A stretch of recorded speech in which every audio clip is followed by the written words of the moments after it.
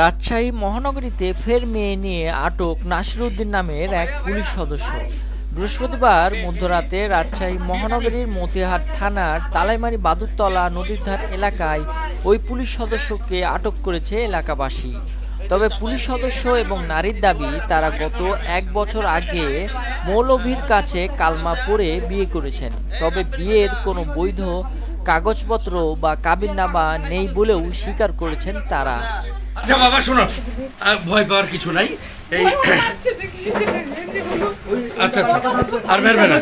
এটা যদি সৌদি আরব হতো আপনার গলা পর্যন্ত পুঁতে পাথর মেরে আপনার মাথার ঘিলু বের করে। আমি বিবাহ করতে কালেমা মতো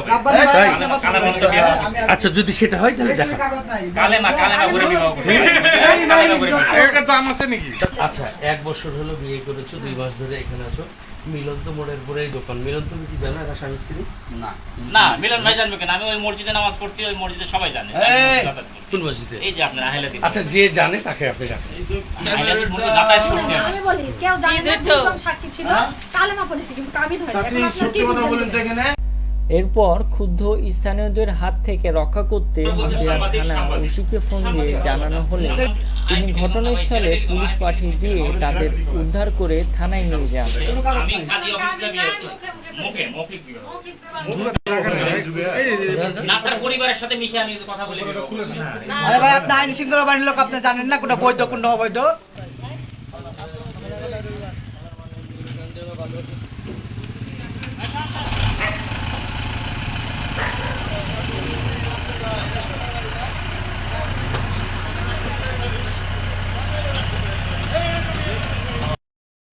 দর্শক, এর আগে মহানগরীর বোয়ালিয়া থানার শেখেরচক পাচানি মাঠ এলাকায় এক ছেলের মা তানিয়ার সাথে আপত্তিকর অবস্থায় পুলিশ সদস্য রাকিবকে আটক করে স্থানীয় জনতা।